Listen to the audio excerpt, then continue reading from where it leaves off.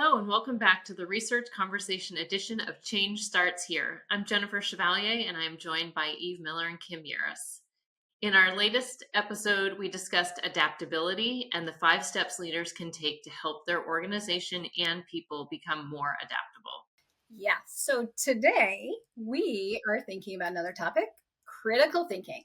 And so I was thinking that to kick this conversation off, we could play a little game of word association. So here's my question, ladies. When I say critical thinking, what word or words come to your mind first? For me, like database decision making, problem solving. Yeah, well, and even knowing where we're going, the word that comes to my head is analyze. Yeah, that's what I think about first when I hear critical thinking. You know, no surprise. Those were the words that were coming to my head too. And so without a doubt, those skills are really important when it comes to a person's ability to think critically. But those are the skills that most people are inclined to call to mind.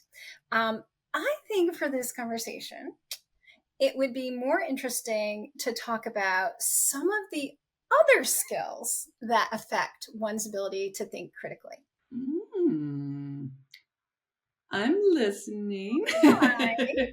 So, in the spirit of critical thinking, instead of me telling you, let's see if we can figure it out.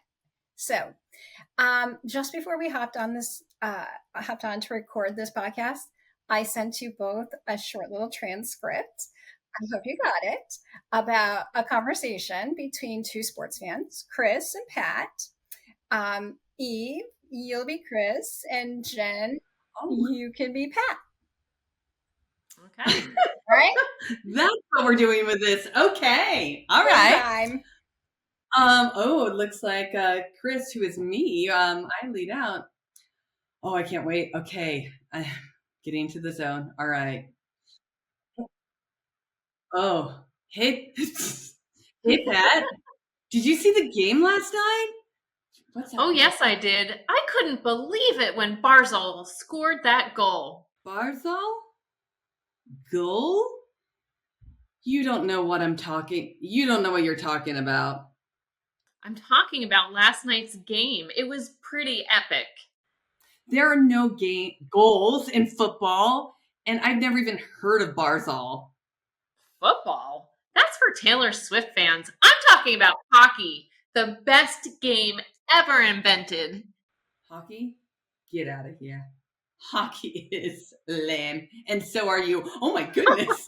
My goodness. All right. Now, I can see that this is no longer a safe environment. However, so the point was, a conversation like this is pretty familiar to most adults. You know, at some point, somewhere, we have heard some variation of this. And not to be judgy, but it goes without saying, not an exemplar of critical thought, right? In fact, quite the opposite. However, it's what's missing from this conversation that can help inform our understanding of what's foundational to developing critical thinking. Made you curious yet? Yes, I am definitely interested. I definitely want to hear about this connection between whatever we were doing there and critical thinking. Okay. Yeah, let's hear it. All right. So in the spirit of thinking critically, what would you say was missing from this conversation? Acting skills. Speak for yourself. No, fair enough. I was just speaking for me. I would say probably respect. Like, I might be old for being Swiftie, but I'm a Swiftie, and that's not why I like football. Okay. All right. Apparently, I struck a nerve in that role play, Eve. To avoid an onslaught of hate mail from Swifties and NFL fans across the country, I am actually a lifetime NFL fan, and I have no ill will against Taylor Swift I wish I could pull off that red lipstick she wears. So gorgeous. All right, Yeah. sorry. Back to your question, Kim. Curiosity was lacking from the conversation. Eve's character totally dismissed Pat's passion for hockey. And since my character didn't have the same point of view as Eve's character, they really had nothing to say to each other. The conversation just ended abruptly with bad feelings between the two. Interesting. You should tap into that. So, according to a recent study put out by the Reboot Foundation, which studies critical thinking, only 25% of people are willing to regularly have debates with people who disagree with them. Whoa. I know, right? So let's dig into that a little bit. So are Pat and Chris from the role play part of the 75% of the people unwilling to have a debate? I think Pat and Chris think they had a debate, but what they really had was an argument. Like a debate considers the other people's viewpoints and perspectives, and that's not what happened. Ding, ding, ding, ding, ding. In fact, that is the hallmark of a great critical thinker. Being able to look at counter arguments and examine other viewpoints. Okay. I see how you brought this all back. I think I was in that little situation for a little bit too long. I am here now. And I think this is fascinating because what you just said, Jennifer, it's like light bulb for me. You're right. Like that wasn't like hearing out the other person. And it does feel like this. We see this a lot in our culture. And it hurts my heart a lot, where people have strong opinions and they share them. And when they do, it stirs up this emotional response, which more times than not shuts down the dialogue. Yep. Okay, so you just hit upon right where we are heading. One of the least often talked about skills needed to think critically is emotion regulation. I mean, this is fascinating to me because, at the top of this podcast episode, I said analyze, right, as what I think of with critical thinking. So as I've learned more about what underlies critical thinking, I see emotion regulation come up time and time again, and I don't think we talk about it enough. So here's how I understand the role that emotion regulation plays in critical thinking. So first off, it enables individuals to manage emotional responses. There's something about that we connect to our identity, especially when we have strong views about something. It makes us feel like almost attacked if we're not approaching it in the right way. Or if the culture says we don't have to hear people out, right? Like we can feel like, oh, we need to come back at them. They're wrong. I'm right. And so there's this like clear objective perspective necessary in analytical reasoning, right? Like when we are thinking critically, the idea of that is we are considering all of our options. But really, when we are getting so caught up in the emotional response of one right way, there's no way that we're opening ourselves up to just growth in that idea, or that others could have a perspective that is also reasonable that we should consider when doing good critical thinking. Effective emotion regulation helps in reducing cognitive biases and enhancing the ability to evaluate evidence and arguments logically and making reasoned decisions under emotional stress as well. So we all know, like, the workload of teachers, the stress that teachers feel, the educational leaders feel, like having that ability to manage your emotions, that's critical for critical thinking in all of these different ways. So are you saying that Chris and Pat were like more emotional and not so much logical? Which one was I? Because I was the more logical one. Whoever I was the more logical lame. one. That's not logical. I don't think I'm learning a lot from this conversation. I'm very sorry. All right. I hear what you're saying, though, about emotional regulation. And when we pause in a discussion to recognize that we bring emotions and biases to a conversation, it helps to us to consider whether our thoughts are backed by credible evidence, or whether we're being driven by how we feel. So it's just kind of taking a moment in a conversation, pause, and just think, is there evidence, or am I just being emotional? That's really important for us to think about. And it's making me think of something else that people really need to develop in order to strengthen their ability to think critically. And that's the notion of intellectual humility. Oh, yes. Yeah, I definitely feel like Pat, your character, seemed to lack that, Jennifer. Yeah. Being willing and able to hear another's point of view, to take in and consider beliefs that may be contrary to our own, prevents us from jumping to impulsive responses. There's that term like, would you rather be right or would you rather be in a relationship? Oh, I don't know if this is safe anymore. All right. All right. I totally hear what you're saying, Jen. For example, when Chris said football was better than hockey, Pat could have responded with curiosity and asked questions rather than responding by throwing shade, right?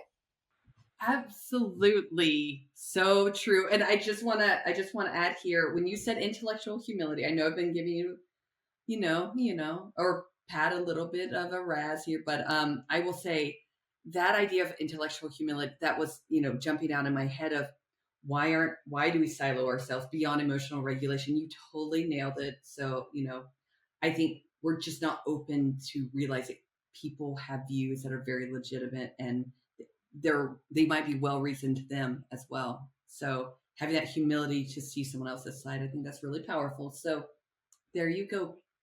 All right. So aside from regulating our emotions and demonstrating some intellectual humility, are there other things that Chris and Pat could have done to enhance their critical thinking about football and hockey?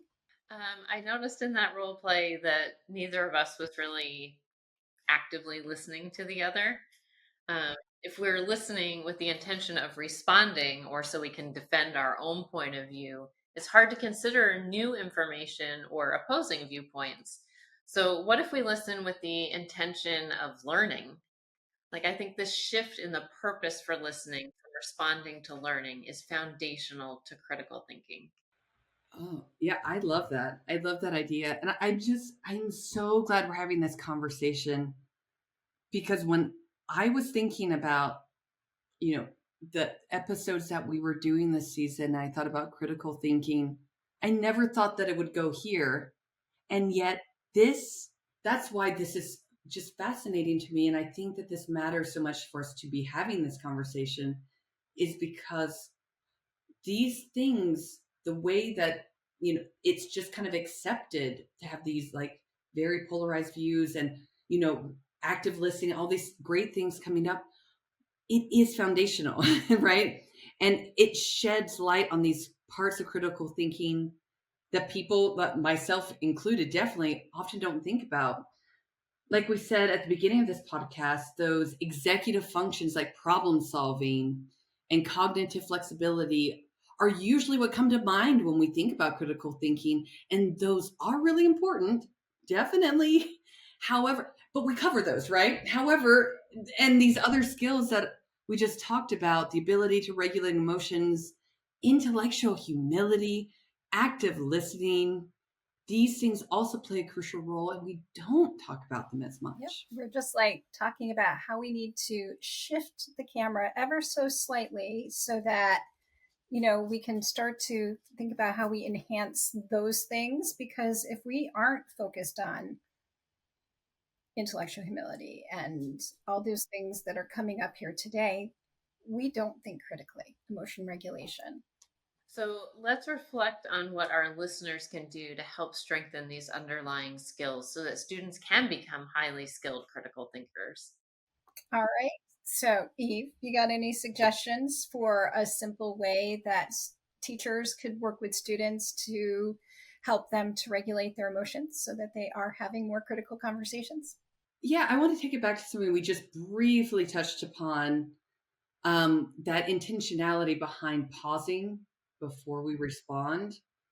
But teaching students to do this is a powerful way to help them check in with their emotions.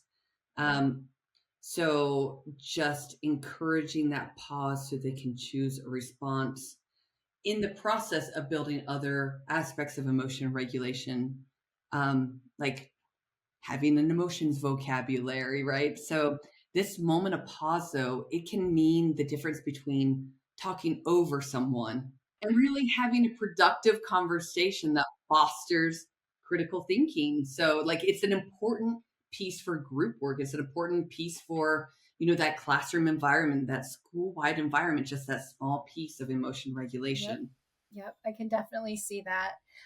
What about, Jen, practicing intellectual humility? Do you have any ideas for what we could do to help develop that in students?